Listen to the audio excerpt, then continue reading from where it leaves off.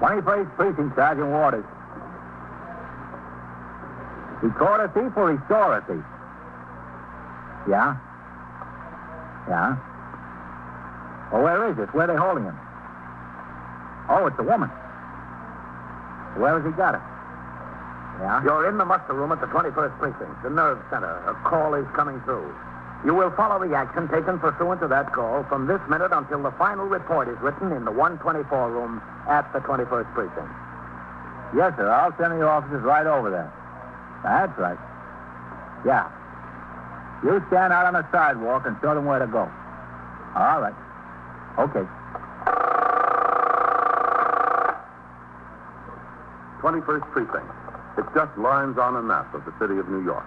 Most of the 173,000 people wedged into the 9/10 of a square mile between Fifth Avenue and the East River wouldn't know if you asked them that they lived or worked in the 21st. Whether they know it or not, the security of their homes, their persons, and their property is the job of the men of the 21st Precinct. The 21st, 160 patrolmen, 11 sergeants, and 4 lieutenants, of whom I'm the boss. My name is Kennelly, Frank Kennelly.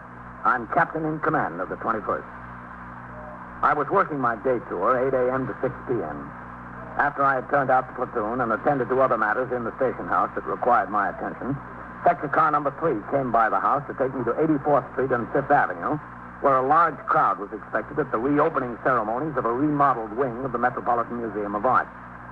Although the museum itself is in the 22nd or Central Park Precinct, 3 patrolmen from the 21st had been detailed to handle the traffic on 5th Avenue. On arrival, I determined that the congestion was not nearly as heavy as anticipated, and I returned to the car with the intention of inspecting other conditions in the precinct. During the course of the patrol, we had occasion to drive downtown on 2nd Avenue in the 70s. There, I spotted the sergeant's car double parked at the corner a block ahead. As we approached, I saw a group of pedestrians peering into the window of a small neighborhood drugstore. I instructed the operator of my car to stop. I got out and crossed the sidewalk to the store. Coming through there, please. Coming through. "Hello, Captain." Oh, Carol, what do we got? "I don't know. The sergeant posted me here, sir." Sergeant? "Oh, hello, Captain." Oh, what do we got? "I'm trying to find out, Captain. We just got here ourselves. It's the first time anything like that ever happened to me. This is Mr. Crows, the druggist, sir. Captain Kennelly. Captain, how do you do? Mr. Rose? I didn't mean any harm. I really didn't. Well, we were riding by, Captain. I saw the disturbance on the sidewalk, and we got out to have a look. The nerve of her. He went right into the showcase. He took a hypodermic syringe and a needle. Right into the showcase. I didn't mean any You harm. didn't mean any harm. You stole my merchandise, didn't you? She comes in here. The telephone rings. I go in back. She thinks I can't see her, but I can. Right in the counter, like she knew just exactly where I keep the hypodermic. You knew what she was after. Is that true, miss? I guess so. Yes, she ran out of the door. Then I hung up the phone and I followed her out into the street and I grabbed her. She tried to get away, but lucky the sergeant was right there, standing on the spot. She had the needle and the syringe in her hand, didn't she, Sergeant? Yeah, that's right. She had them. I didn't mean any harm. What's her name, miss? Kitty. Kitty what? Kitty. Where do you live? Well, where? No place. Well, now, you must live someplace. I don't live any place. Is it that you don't live any place, or is it that you don't want to tell us where you live or what your name is? I'm not telling you. We'll find out. If you do, that's up to you. I'm not telling you. Did you ever see her in the store before, Mr. Crowe? Well, I don't know. Maybe. She looks familiar, but she's not a regular customer. Well, do you think she lives in the neighborhood? She couldn't prove it by me, Captain. Your first name is Kitty, isn't it? Well, I'll call you that anyway. I don't care. Call me what you want. Why did you want a hypodermic syringe and needle? Just wanted it. Are you a narcotics user? Yes. Let me see your arm. Roll up your sweater. No. Look, kid, you're in a lot of trouble now. There might as well be a little help. Roll up your sleeve. Let me see your arm. All right. Now, let me see the other one. Why did you tell me you were a user when you're not? You thought I was? I guess I didn't want to disappoint you. What did you want the needle and syringe for? I just wanted it. You sure must have wanted it. You had to go all the way in back of the counter for it. It's not for you, is it? It is for me. Is it for a friend of yours who's a user? Yes, it's for a friend of mine. Who? It's a friend of mine. Did she have a purse, Sergeant? No, sir, I didn't see any. Did you notice that she was carrying one, Mr. Cruz? Well, I don't remember. Why didn't you ask me? I could tell you. I wasn't carrying any purse. I never carried a purse. Well, then you're not very far from home, are you? What difference does that make? I could be 1,000 miles away. I still wouldn't carry a purse. I don't like to carry them. How old are you, Kitty? Don't care for purses, that's all. I'm entitled not to carry them, don't you think? How old are you? 19. I've got a pocket in my sweater. That's all I need. I carry the money I want to carry in the pocket. See, I got $1.80. What do I need a purse for? $1.80. Want to count it? If you want to count it, it's all there. It's $1.80. Put it back. Well, I guess you better take her on in, Sergeant. Let the detectives stick her around. Yes, sir. Take me in where? Into the station house. I don't want to go. Well, I don't think you have any choice in the matter. We'll have to take this needle and syringe along for evidence, Mr. Close. Well, that's all right. It's all right with me. Will I get them back? The detectives will be around to talk to you. You'll have to appeal against them. In court, you mean? Yep. How can I get away from the store in the daytime? It's hard for me to get away. You'll get that straightened out with the detectives. Come on, miss. I don't want to go. Look, honey, don't give us any more trouble now. I don't want to. I can't. You better go along, Kitty. I can't go. I can't. You want me to pick you up and carry you? No. Well, then come on. All right. I'll see you at the station house, Captain. Okay. I don't know, Captain. Okay, pal. Day and age. Customer comes in, you don't know whether they're a thief or a millionaire. Pretty young girl like that. I don't know. Well, you can take one thing for granted, Mr. Crowe. There are a lot more thieves than millionaires. After I left the drugstore, I had my operator drive to Public School 79, where I conferred with the principal in regard to a delinquency problem he was experiencing among a group of older boys. I suggested a course that could be taken in connection with the situation and told him I would send the precinct youth patrolman and a detective of the Juvenile Aid Bureau around to talk to him and aid in correcting the conditions. When I came out of the school and got into the car, I instructed the operator to return to the station house. It was 10:40 a.m. when we arrived. I crossed the sidewalk, walked up the stone steps, and into the muster room where Lieutenant Snyder was desk officer and Sergeant Waters was now on telephone switchboard duty. Hello, Captain. Sergeant? You got a call from the borough commander's office. No? Yes, sir. Go ahead, take your call. I left a message on your desk. All right, I'll sign the blotter. Hello, Lieutenant. What's doing? 21st Precinct, Sergeant Waters. Yes, ma'am? Yeah. Yeah. Well, we can't stop them from building the building, lady. Yeah. Well, they need rivets to hold the girders together. They can't help the noise. It's the machine they use. Yeah, I understand. But it'll only be a couple of more weeks and they're through, lady. Well, and after the steel workers come the bricklayers. They work quietly. Yes, ma'am. You're welcome. What happened to the girl, Sergeant? What girl? Well, the one you arrested in the drugstore. Oh, yes, sir. She's upstairs in the detective. Did she say who she is? Not that I know of, Captain. I've been talking with her. Mm-hmm. Have they booked her in yet? No, sir. What do you think she wanted with the hypodermic outfit? She's not a user. Didn't she have any identification on her at all? No, sir. A policewoman came up from the 19th Precinct and searched her. Found nothing. Strange. Pretty little girl, too. Yeah? Hello, Captain. No, Matt. Oh, Lieutenant King. Sergeant. You on your way in or out, Captain? I just got in from patrol. Oh, good. Got time to talk for a minute? Yeah, sure, man. What's on your mind? Well, let's go in my office. All right. Lieutenant Snyder. Go ahead, man. Thanks. Wanted to talk to you. Huh. Have a seat. Yes. I just want to wash some ink off my hand. That pen we've got out there is like a sieve. Hey, you find anything out about that girl with the hypodermic syringe and needle? What'd you say, Captain? I said, you find anything out about that girl with the hypodermic syringe and needle? Who is she? Hasn't said a word yet, Captain. Nothing? No, nothing. She's a strange one. Yeah, sure is. Well, what are you doing to find out who she is? Well, we made her fingerprints. We sent them downtown to be checked out. She's been arrested before. We'll know right away. Well, what if she hasn't? Well, they put out a general appearance description on a teletype, checking through the alarms. Funny kid. Well, what's on your mind, man? Well, sir. Have you got just a second? I want to make this call. Yes? What's that? 21st Precinct, Sergeant Waters. Sergeant, would you see if you can get Deputy Chief Caruso at the borough office? Yes, sir. Do you want to wait on, or shall I ring in there? No, I'll ring in. Yes, sir. Yes, man. Well, I understand you're in the process of making your inspection of the building and equipment. Yeah, that's right. Captain, could you put in an extra special plea for a coat of paint up in the detective squad? I'm trying to get them to paint the whole building, man. I know, but there hasn't been a painter upstairs since before the war. Which ward? Civil War, it looks like. Plaster's cracking. Where it isn't cracked, might as well be. Well, I'm trying to get the superintendent of buildings up here in person to take a look around. If he comes, you'll bring him up to the squad, huh? Matt, if he comes, I'm going to take him into every corner of this building. In addition to painting, something's got to be done about the heating system. You fellows burned up from too much heat all winter, and downstairs we froze to death. Oh, excuse me, man. Yes. 21st Precinct, Captain Kennelly. Sergeant Waters on CS, Captain. Yes. Chief Caruso isn't in his office, sir. Okay. I left a message to return his call.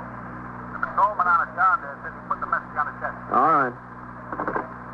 And I want to see if I can get them to give us some new lighting fixtures. Not a good eye's being ruined around here. Well, that's another thing we could use in the squad, some decent lights. Well, if I can get the superintendent of the buildings up here, maybe that'll accomplish something, but don't hope for too much, man. I'll settle for the paint job. You see, they've got very little money for maintenance and repairs and about 90 departmental buildings that need it. That spreads it pretty thin. Well, I figure if we holler long enough and loud enough, Captain, he'll do something. 21st Precinct, Captain Kennelly. Sergeant Waters on CS, Captain. Lieutenant Kington there, will you with me? Yes, he's here. My tally wants to talk to you. Vitaly wants to talk to you, man. No. Here he is. Wait. Lieutenant King? Yeah, Pete. Well, who calls from down there? They sure about it? Yeah, when? All right. I'll be right upstairs. Well, that pretty little thief that took the hypodermic outfit, Captain. Yeah? Think we know who she is. Who? The wife of a boy named Victor Gerard. Well, who's he? He took up 2 delicatessens downtown on the west side. Oh? He went to stick up the third one. There was a detective planted in the back. Detective fired 2 shots, and Gerard fired 3.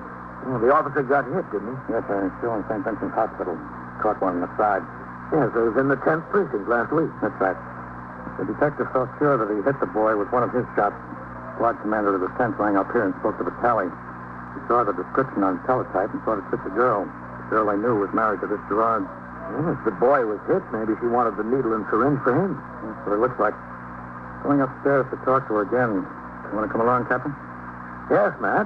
I think I do. I walked out of my office with Lieutenant King, and we headed through the muster room toward the back room where a motorcycle patrolman from Traffic Precinct F was sitting at the table going through his summons book, preparatory to turning the stubs over to the desk officer. Together, we went up the stairs towards the second floor where the 21st Detective Squad is located. You see? Look at the hall even, Captain. Plaster's cracking out here, too. Yeah. I don't know why it's so hard to get someone up here with a bucket of paint. Not asking for the world. Almost the world, Matt, but not quite. Go ahead. Thank you. Pete, Yes, sir, Lieutenant. where is she? In my office still? Yes, sir. Someone coming up here from the 10th Precinct? Yes, sir. There's 2 men on the way. Do you think it's a girl? They think so. They had her husband identified, is that right? Yes, sir, Captain. According to the information I got, they made him from mugshots. 2 of these delicatessen store operators identified him and the detective he shot. They traced him out to an apartment down in Greenwich Village. He just moved out of there a day or so before, left no forwarding address. None of his friends knew where he went. Uh-huh. They knew he married this girl named Kitty. Well, then Kitty's her right first name, at least. Yes, sir.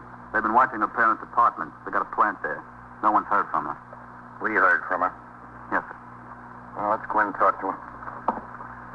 Who's in there with her? Goldman and Cassidy, Lieutenant. Good. Okay. Hello, Captain. Hi, Captain. Goldman? Hello, Cassidy. Close the door, Pete. Yes, sir. Well, you ready to tell us who you are, miss? I told you I can't. I can't. You have to believe me. Well, we haven't gotten very far, have we? I can't tell you. I want to, but I can't. Well, if you won't tell us who you are, supposing we tell you. You're Kitty Gerard. Isn't that right? Isn't that right? Oh, look, Kitty. There's no sense wasting any more time. They know who you are, and they know who your husband is. They know your husband is Vic Gerard. They know he stuck up 3 delicatessens, and they know he shot a detective. Now, you're in a lot of trouble, and so is your husband. You want to help yourself, you better help us. I'm not looking for any help. I don't need any. I don't want any. But you are Kitty Gerard. Yes. Yes, I'm Kitty Gerard. Where's Vic? Not going to tell you. Now, look, you're a pretty little girl. You're 19 years old. You've got long blonde hair and a sweet, innocent little face. It might do you a lot of good in some places. But right now, you're in a police station. It doesn't help you here. You take about 10 seconds and think over what you're facing. After you think it over, your mind better be made up to tell us what we want to know. Now, you go ahead and think. Nothing to think about. I'm not going to tell you. He's my husband, and I love him, and I'm not going to tell you. Your husband isn't worth loving. He held up 3 delicatessens, and he shot a detective. That's something that's worth loving? Yes, he's worth loving. Not in my book, it isn't. I don't know what your book is. All right, Kitty. What did you want with the needle? I wanted it. You sure must have wanted it to steal it. Runs in the family. It's for Vic, isn't it? Yes, it's for him. Is that why he held up the delicatessen? Because of the habit? He hasn't got the habit. He hates it. He saw it happen to a couple of his friends. Told me time and time again, lay off the stuff. It's no good. He said, don't touch it. I don't touch it. And he doesn't touch it. Well, then why did you want the needle? He's hurt, isn't he? Yes, he's hurt. Is he shot? Yes, he was shot by the same policeman he shot in the delicatessen, the last one. Has he had any treatment? No. I wanted to take him to a hospital. I wanted to get him a doctor, but he said, no, don't do that because he'd get turned in. The hospital would call the cops, so would the doctor. Have you been taking care of him yourself? Yes, Where's he shot? in the leg. Right above the knee, about 2 inches above the knee. Which leg? The right one. I don't know how he made it home. A miracle he ever got there. It was a miracle I was able to stop it bleeding. I don't know how I did it. That bullet in there, or did it go through? It's in there. How long has this been, man? 6 days? Yeah, 6 days, Captain. Is he sick? Yes, he's sick. Running a fever about 102, 103. His legs all swollen up. I want him to go to a doctor. I said, Vic, get some sense. Get some sense because I can't take care of this thing. I don't know anything about it. He's sick. I don't know what would happen. It's better to go to a doctor or a hospital than to take a chance. Even if you get arrested, you can't take a chance. He wouldn't let me take it. He sent me down to a couple of drugstores. He said to go to a different one every time and get some bandages and some iodine. And he said, you'll take care of it for me. You'll take care of me. Well, I've been trying. I want to do what he says. But he's really sick. With 103 fever, he must be. You know what that fever's a sign of, don't you? It's infected. Badly infected. I know. I read it in the first aid book. He didn't sleep all night hardly last night. Got up this morning. He was so hot you could hardly touch him. He's been taking aspirin by the dozen. He says it gets the fever down. I told him it's not the fever that's so bad. It's the infection. Well, he had an idea this morning. He said there was one thing that would take care of it. He said he ought to take some penicillin. Well, you can't get penicillin without a doctor's prescription, and you need a hypodermic needle to take it. I told him I couldn't give him a hypodermic. He said he'd give it to himself. And he told me to go out and get penicillin and a hypodermic and not to come back until I got him. Well, I tried to buy a hypodermic. He told me to say I was diabetic, that I had to take insulin. Well, I tried it. Drugstore said I needed a doctor's prescription. Including the druggist where you tried to steal the stuff? No, other ones. I went to a lot of drugstores. Finally, this one. I saw where he kept them, so I looked around the store, and his phone rang. I tried to get it out of the showcase before he caught me on the street. You know the rest. I never even got a chance to get any penicillin. I didn't even try. Where is he, Kitty? No, I'm not going to tell you. He's my husband. I'm not going to go against anything that he says. Just because he's your husband, that doesn't make him right. I know it doesn't. But he's my husband. Kitty, he's got a bad infection in his leg. He's been running 103 fever. You know what's going to happen to him if he doesn't get under a doctor's care, don't you? If he doesn't get into a hospital? He said the penicillin would take care of it. Well, how is he going to get the penicillin now? guess he won't be able to. Yeah, he's just going to stay there and wait for you to come back. He told you not to come back until you got it. He's probably up there in that bed, sick with fever and in agony from pain. Pretty soon he's going to be beyond the point where any doctor can help him. Now, you say you love your husband. I do. Well, if you love him, you'd see that he got into a hospital and under proper care. He doesn't want to. It's not going to make any difference what he wants very soon because he's going to be dead. But it couldn't be that bad. It's bad enough. Now, if you want him alive, you better tell us where he is. I wanted him to go to a doctor. I wanted him to go to a hospital, but he said no. Where is he, Kitty? In the room. We've got a furnished room. Where? He said I should. Where is your room? 742 East 78th. Is he there alone? Yes, he's alone. In bed? He was when I left him. Can he get out? He can't walk. Does he have a gun? Yes, he's got a gun. Where does he keep it? Right there next to him on the table. You think he'll use it? No, he won't use it. I'm sure he won't. He's sick. He's sick in bed. He was shot in the leg. Yes, I know. But there's nothing wrong with his hands. The interrogation of Kitty Gerard continued until the arrival of the two detectives from the 10th Squad. In the course of the questioning, a complete description of the room in which she resided with her husband was obtained. Detectives Goldman and Cassidy were sent to the address with instructions to wait there on a plan. At 12:05, the detail assigned to make the arrest left the station house. Because Gerard was known to be armed and had already shot one detective, the utmost precautions were made to take him, despite his apparent physical disability. 4 patrolmen and Sergeant Waters were detailed to assist the detectives by covering the hallway, the sidewalk, and the rear of the building. It was decided to take Kitty along in the hope that the element of surprise could be employed and the fugitive apprehended without further shooting. At 12:20, Lieutenant King, with Kitty at his side, Sergeant Waters, Detective Vitale, Detective Wilkes of the 10th Squad, and I proceeded up the stairs to the 3rd floor hall room which the couple occupied. Our revolvers were drawn.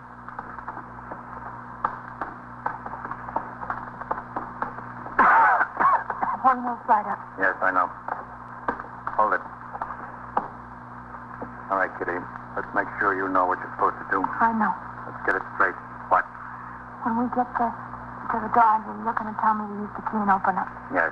After I get these officers placed where I want them. If Dick says anything else, put that in touch. That's right. With that's natural. You won't hurt him, will you? Please don't hurt him. It's up to him. It's up to you. All right, let's go.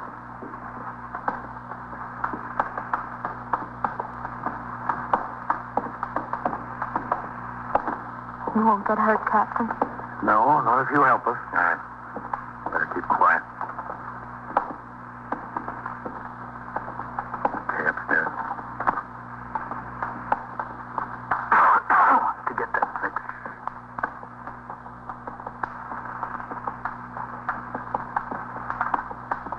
Okay.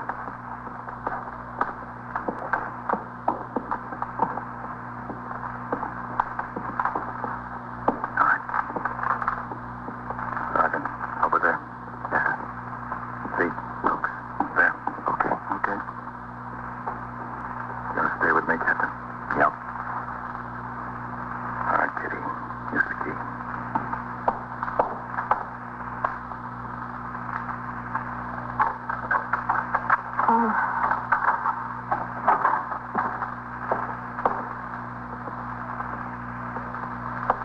Kitty? Yes, Dick, it's me. How do you feel? Lousy. You get this stuff? Okay, let's go. Out of the way, Kitty. What is... Stay where you are, Vic. Don't move. Get the gun. I see it. What is this? What's going on? You know what's going on, Vic. Kitty, Kitty. Yes, Dick.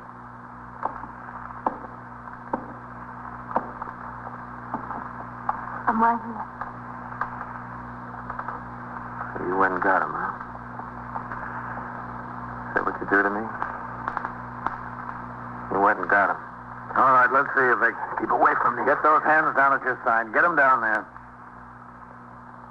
Yeah. That's better. Yeah, he's burning up, all right. Well, what'd you expect? I got a bullet in my leg. What do you expect me to be cool as a cucumber? Sergeant. Yes, sir. You better go down and ring in for an ambulance. Yes, sir, Captain. Right away. Who's got the gun? Wilkes. Wilkes, bring the gun over here. Yes, Lieutenant. Here you are. Thanks. What did you expect to accomplish with this, Vic? No. Shoot another cop? What do you want me to do? The cop was shooting at me. I know what I wanted you to do. Kitty, Yeah. Tally, what'd you do it for? Please, take a look Vic. around the place, will you? What'd you do it for? What'd you turn me in? I was arrested in the drugstore, Vic. I was arrested taking a needle. How can you be so stupid as to get caught? I ask you to get a little thing like a hypodermic needle, some penicillin, you get caught. How can you be so dumb? All right. Take it easy. How can I take it easy? How could you be so dumb when you answer me that? Couldn't help it, Vic. I want you to do something for me. You mess things up. You just leave it to you, huh? You want to show us that leg, Vic? No, I don't want to show you guys anything. Just go away and leave me alone. I'm sick. I'm dying. They're going to take you to the hospital, Vic. You'll be all right. Yeah, sure, I'll be all right. In 10 years, I'll be perfect. I'm sorry I tried. I really tried. Yeah. I'll bet you tried. She tried. I don't know why, but she did.